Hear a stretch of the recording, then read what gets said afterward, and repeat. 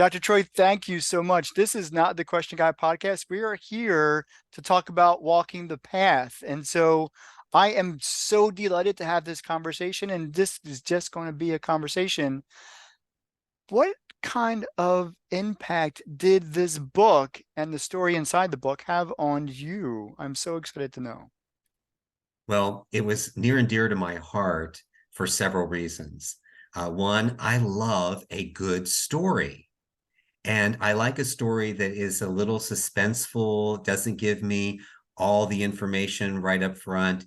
And I love the way that and I love characters in a story. So I thought your characters were really well defined for the story that you were trying to tell. And each of them had a very specific role that they played in the story. And the other thing that was really special to me was the mentoring aspect. I spent a good bit of time in my own career, not only mentoring people, but being mentored, which was really good.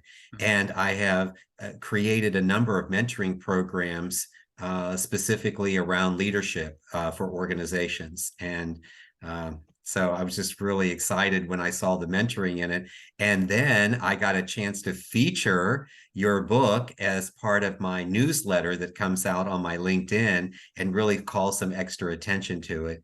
And then I think the third thing that inspires me about the book is that you want to put it in the hands of 1 million people. I do. And I sort of love that big, hairy, audacious goal. I bet Jim Collins is like excited that somebody actually is thinking about a big, hairy, audacious goal at this moment. And putting your book in the hands of 1 million people is such a great, lofty goal, but it's such a great thing to play for. So let's talk about there's lots here. And so there's a story that's built around context about different aspects of the leadership. I don't want to be, redundant, the leadership journey, but John is a young man who has to make some really serious decisions in his life. He could follow the path of his dad and the whole community and be like everybody else, but that would tear him up inside. He's got something growing inside of him, he just can't. He can't stay in the community. He can't take over his dad's farm. He has to find out what life is like outside of his community. He's got to do this, Yes. but he's scared, as any young man, as anybody would be scared having to make those really critical decisions at a very specific time in their life. And he's going to be turning 18 soon. I put a mentor in the story to kind of act as, that conscious, that mirror. The Yes. mentor's name is Jose. And so I like that you talked about having that mentor mentee relationship. Really tell me, how valuable is that in any leader's journey? How Well, valuable is mentoring? first of all, it's really very important. You need an independent third party sometimes that you can run things by, that has no bias, no connection to it, aside from their own opinion about what might be happening. But they're not thinking about it as a parent might for a child. Oftentimes parents not reflect, but they deflect Mm, for what they want to see for their child. And a reflection is an opportunity to mirror back, yourself, and to make you your best self. And that's what I really think mentors do. They help individuals dig deep and figure out how to make themselves, even better than the way they might be on their own. right. I subscribe to a leadership theory that says that leadership is the ability to motivate, influence, and enable others to be successful. I talk about empathy from the standpoint that empathy is about helping others through things by understanding and walking in their shoes. Mhm. It's not the mentor's role to make the mentee walk in the mentor's shoes. It's up to the mentor to walk in the mentee's shoes. And that's that area where reflection really, becomes an important aspect of what happens. And, I'm so impressed with the whole idea of mentoring. I actually was able to capture a story when I was in the Philippines, and I used this story as part of my newsletter to really create the attention that needs to happen to mentoring. And you asking me how important is it on the journey? Well, when I was in the Philippines, I got a chance to interact with the Queen of Chocolate, Raquel Choa. So you see, I actually had a chance to touch royalty and be close to royalty. And so she shared with me exactly what happens with the cacao tree. And it's Mhm. CACAO, cacao tree. Some people think it's cocoa because of that. And so, but it is cacao is the name of the chocolate that comes from the tree in the seeds. And then you harvest the seeds and then convert the seeds into the chocolate. So what she shared with me is what the harvesters, what the farmers do. And so you'll get a cacao seedling that will grow up. Maybe it's been 6, 9 months, but it gets these like nice little, really fresh green leaves on the top of it. And when that happens, they immediately trim down below there. They trim the stalk right square off. Mm. And when she first was telling me, I'm thinking like, my goodness, it's like, I've been growing and you're snipping it off already. Is it too soon to prune? But then I listened to the rest of the story, and the rest of the story is they then slit the top part of that stalk and they graft onto it a piece of a mature cacao tree. Then they wrap it so that no bugs or insects will get into it, Mhm. and they let it continue to nurture. And what that does is amazing. So before any of this happens, if the cacao tree was left on its own, it would take 5 years to produce fruit, to Mm. produce the seeds that you'd be able to use to create chocolate. When they graft the mature piece of the cacao tree to the seedling, they cut that time in half. In 2.5 years, that seedling will now produce chocolate. And that to me is like the perfect, analogy to explain how mentoring really can impact not only the leader's journey, but the follower's journey and all the individuals who are involved in that process. And really start to understand that that seasoned individual will be able to nurture and grow and help. And this is extremely important in organizations because when I started the Cohesion Culture program back in 2019, one of the stats that I stumbled across was that 63% of employees are looking for growth, development, and advancement. And today, that number is now 71%. So we have seen a tremendous increase in the way individuals think about learning and development. And what better way can you do it and do it inexpensively? Mhm. Right? By having a mentor. I mean, organizations think of, wow, all these expensive programs that they want to put in place, like for talent retention. So, really, mentoring is a great talent retention tool. Yeah. And to be able to put it in where all it requires is time of the mentor and the mentee to spend that energy together and focus on what the mentee needs to get out of it and what the mentee wants to get out of it. That's an inexpensive but a very valuable program that organizations can put in place overnight without any overhead at all. I like that, but I want to go back to the relationship component of mentor-mentee. Okay. When I literally opened the book with a specific question, John asks Jose, "Can I trust you?" And he feels bad for having asked that, but it was something that he felt he needed to ask, even though the trust had already been built in the relationship between he and Yeah. Jose. How important and to what extent does trust play in that mentor-mentee relationship? Well, trust and having trust is the basis of all relationships. If you look back at Peter Lencioni's work, The Five Dysfunctions of a Team, you find that the biggest dysfunction within an organization, of course, is its people, and it sources from this. trust or lack of trust. You either have a dysfunction because you have no trust, or you have function because you have trust. And so, yeah, you cannot underestimate the trust. And I always remind the mentees and the mentors is that they should do a trust gut check every now and then. Ask the person, it's okay to ask, can I trust you? Are we doing, even though you think you're 100% solid?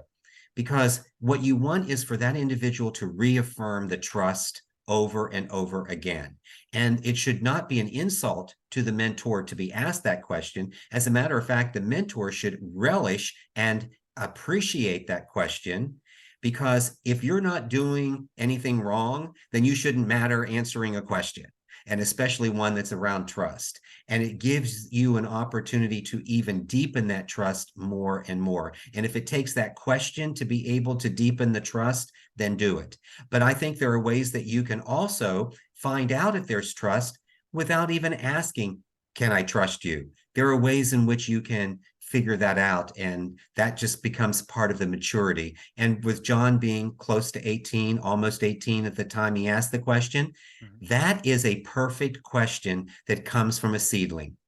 That is a question that comes from someone who is looking to mature, looking to grow. And as that relationship went further, I would expect Jose to help him understand the trust and to see elements of trust without having to always ask the question. One of the things that Jose, the mentor, really wants John to become aware of, and I'm going to use that, is his own feelings. In the community and growing up, there was not much emphasis on how do you feel? What's going on with you emotionally? What's going on with you psychologically? And he eventually does ask him. So this is all in the first chapter. So we're covering a lot of the first chapter here. He asked John, how do you feel about, wanting to leave? And now that you've made the decision, well, he made the decision. He hasn't set a date yet, but he's made a decision to leave and climb the mountain, find life outside of the community. But he asks him how he feels. So can we talk about that a little bit? How important then trust, but how important is it for the individual to be in touch with their whole self, be as they're growing into a leader and as they're becoming more mature as a leader? Well, if you refer back to Daniel Goleman's work, you'll find that emotional intelligence is extremely important. So having your connection to your feelings. One of the things that also happens within the cohesion culture program, the second element of cohesion is value, and it's about having meaningful and purposeful work.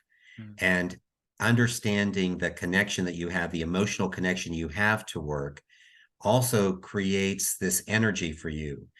Simon Sinek and Brene Brown refer to it as fulfillment, being fulfilled as an individual. And so that is, so understanding your own emotions is what you have to do first. Then you can begin to process others' emotions.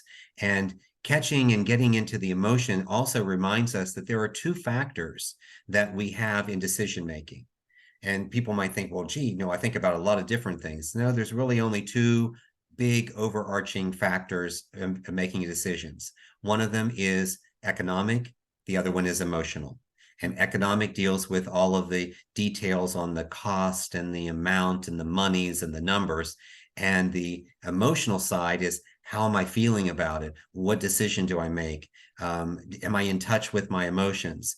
You see, the leader through emotional intelligence becomes self-aware and then also becomes self-regulating. Those are two of the strongest elements of emotional intelligence that an individual needs to really be thinking about. So being able to be in touch with your feelings and maybe having that question asked for the first time, or at least having it addressed, gave John a chance to start to think about his emotions, which, without telling the rest of the story, how important that was, because that intro lesson actually paid dividends down the line. And that's what you also hope through your mentor-mentee relationship, is that as the mentee grows, you see the dividends, you see the harvest, you see the fruits of those efforts happen time and time again, because the individual is applying that information that they may have exchanged when they were first talking. So And the other thing that I really love about the book that I'll also mention too is that you kept the village vanilla.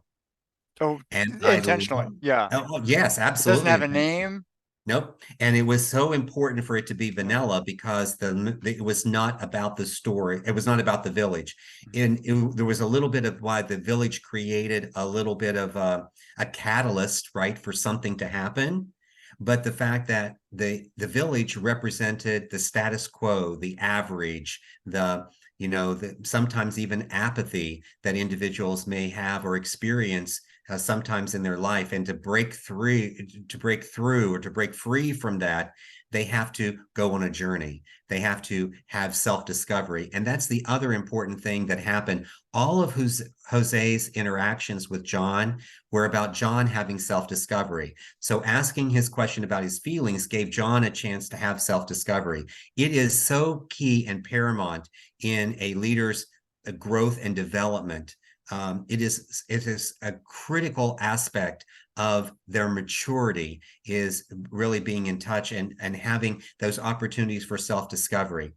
And if you're a good mentor, you are going to create those open-ended, non-leading questions that will allow the mentee to experience and expose thoughts that are deep down inside and bring them up in a way that is safe for them to talk about them and be able to kick the tires, so to speak, or to have some discussion point that they may want to have from it because they've kind of kept it inside for fear that if they brought it up to someone else, they may make fun of them, or they Mm. may downplay it, or they may try to make them think like they think instead of exploring more of how the individual thinks. And again, that's what Jose was doing. He was always asking those questions, and every time, and even when he was doing Jose was a mentor to others in the other characters in the book as well. And even when they wanted him to say, Jose, tell us the right answer. Like sometimes the mentee goes like, I just want the right answer. Tell me the right answer. Yeah. And the mentee is like, Can't do it. the mentor says, but I can't tell you the answer. Right. You have to discover the right answer for yourself, and you have to know why you've come up with that particular answer and how will that answer play out. And if you're not sure, ask me some more questions. Let's talk about it some more. But those decisions were always left to the individual. And so you're talking about a scene in the book where after see John, and I'm going to give away some teasers so that our audience can kind of really appreciate what's going on. John, once Jose kind of affirms that it's okay for John to think about leaving and setting a plan and putting that plan in place, he starts talking about it more as a real thing. Yes. And one of the people that he trusts along with Jose is his friend Liz. And Liz wants, well, I'm not going to give away the Yeah. Don't. relationship, Yeah. but she's part of the community, but she really likes John. They're really close friends. There's some element of maybe romantic, but there's nothing of that exactly established in the book. But you kind of hint to that. I kind of hinted Now, that. there would be when you do the screenwriter's version. Realize when, Absolutely. when this becomes a movie, there will be that type of stuff that'll be happening. But the more important thing, she goes back to Jose herself and says, why is John wanting to leave? She wants to know that. So when you talk about, he is a mentor to more than one young individual, Liz included, she wants that. What in the world is clarify what's going on for me? And Yeah. he doesn't do that. As a good mentor, he doesn't do that. He literally tells her, you have to make that decision. And the other thing also that was important is confidence and confidentiality. So it's Yeah. not just really helping John get confidence, but confidentiality that Jose has to maintain. Because Mhm. even when Liz is talking to him about John, and sometimes it can be so easy around the water cooler, someone prompts you a little something, and the next thing you know, you're spilling your guts about the story or about the conversation you just had. And, Right. it's kind of like, You Can't maybe do should have that. done that, Yeah, but you can't do that in a mentor-mentee role. right. And so Jose protected the relationship between him and John, which was so important to the trust and building the trust. And the same situation also occurred, since you're giving little sound bites away. But when Julie and Jose were having a conversation, once again, confidentiality was maintained. And I think that's the subtleties of what you did in the story through the relationships are important for the reader to grasp onto. And I don't want them to miss out on some subtleties of how you build that trust as a mentor mentee. So when I do executive coaching, people ask me all the time for my advice. They ask me for, well, what should I do? And I have to turn it around and say, well, what do you want to do? And let's talk about what you want to do and what are the risks, or what are the rewards, what are the consequences, pitfalls, whatever it happens to be. Let's explore those from your perspective. And if I do have advice, it's not about what choice or decision you need to make. It would be about the topic. Do I have any history or background with it? Have I seen anything? Do I have a book I've read? Do I have a YouTube that I've seen? Have I listened to a podcast? I mean, what can I help and give them some additional information? Because it goes back to leadership in the beginning when I said it's about motivating, influencing, or enabling others to be successful. Mhm. And when it comes to influence, it is mold the thinking of the individual that you're working with. And it's, what are you putting inside your head? Molding that thinking is, who are you listening to? What is going on inside? What's that recurring voice that you hear over and over again? And I like to refer to my relationships with mentors as grounding boards, not sounding boards. Well, And I make that specific distinction because when I think of a sounding board, I'm thinking of a person repeating what I've said. When I think of a grounding board, I think of the person telling me things that I need to hear, whether I wanted to hear it or not. yeah, yeah. I want to do a little twist now that we've kind of, or in this conversation, there are specific other characters, and we just mentioned Liz and you mentioned Joy, and there's another primary character. Her name is Penny. So there's three girls and two men in as primary characters in the story. I've identified them through their characterization. So what do they bring to the story? And so Liz is always going to be this adventurous, but she wants to be, she's very well liked in her community. So she has lots of friends. She's kind of the beauty queen, the favorite, and all that kind of stuff. And on the flip side of that, Julie is the opposite. She's the one who's kind of always tagging along and just kind of wants to be liked, but she doesn't have really this confidence about her. And then Penny is the misfit. Literally, she's been outcast by society, the community, because she has a physical, deformity. And I really did that intentionally, not to speak negatively about those who have deformities or anything like that, but to show that through this, she can become something, and that was intentional. What do you think about Right. the then even though they're primary, they're not like the protagonists, the primary Right. protagonists. What do you No, think about the like three girls? like I said before, I really thought the characterization was well developed for the story that we were, walking through. Right. And, I felt that to some degree, Penny had a pretty good handle on things herself. She just lacked a little bit of confidence of not relying so much on what other people think. And that's a trap that happens with leaders. Leaders sometimes spend so much time wanting to be liked that they have forgotten their role and they've forgotten the job that they're supposed to be doing. Yeah. And so the leader's responsibility is not to become everyone's friend, but the leader is responsible for being friendly. And sometimes you have to go for yourself, and you can't be held back by what other people think or what other people say. You must explore a situation or a decision that you want to make by thinking it through, by walking it around, doing a 360 around the item. Imagine if the item were sitting still and you could physically walk around the item. Would you see it from different sides? I've Mhm. often found that many solutions I have come when I see it from a different direction than from when I first started and was hitting it head on. Right. Talk to me about the other characters, Julie and Liz. How did you see them as vital to supporting John in his journey to become who he needed to become? Right. Well, I saw Julie's role in the story really more for um, I saw her relationship being more of explaining a little bit like the individual who wants to be like someone else, but Mm, they haven't set up a mentoring program. They haven't done anything else. They just simply dream about it. So I saw her as the dreamer.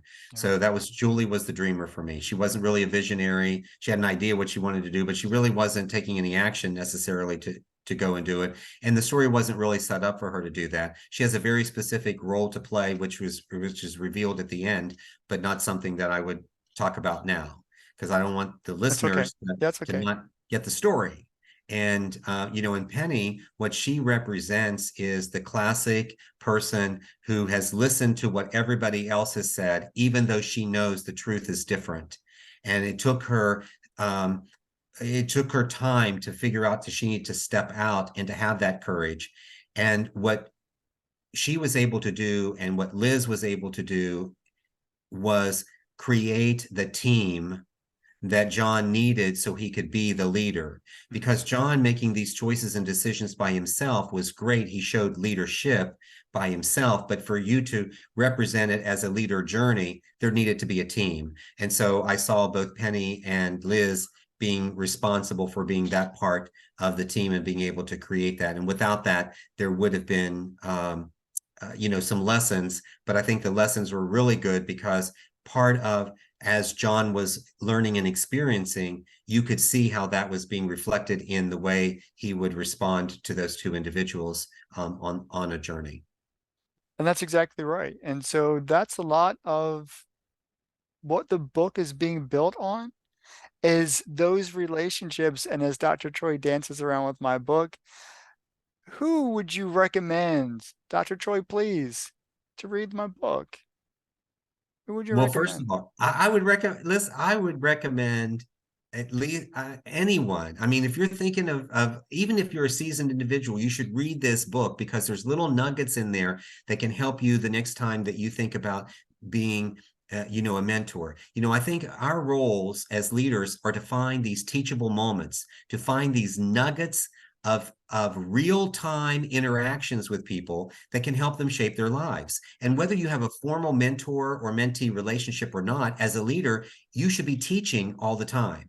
So if you're in that mindset, then this is a book you want. If you're a young individual who is trying to figure out, like, what should I, how should I approach leadership? What are the things I should learn? What should be some, they should read this book because they'll get out of it so much information. And what I love about this fable, I really love the whole fable teaching. It is, again, one of the things that I mentioned, Patrick Lencioni, I really love his work because of that fable piece, Bob Berg's work with the Go-Giver and the Go-Giver leader. I mean, again, it's those things. And then Our Iceberg is Melting and Ken Blanchard's work, Who Moved My Cheese. I mean, all of these stories and fables and things all create a great way for you to experience what you need to experience without you having to physically do it. You can mentally go on a journey. And that's, and so again, I cannot speak more highly about the book, and I hope it gets into 999,999 other people's hands because it's already in mine. cool. Dr. Troy, thank you so much for this conversation and for reading my book, Walking the That's Path, right. Remember, Leader's Journey. walking the path, because the most important thing that I get out of this is you don't have to know everything. You just need to be teachable.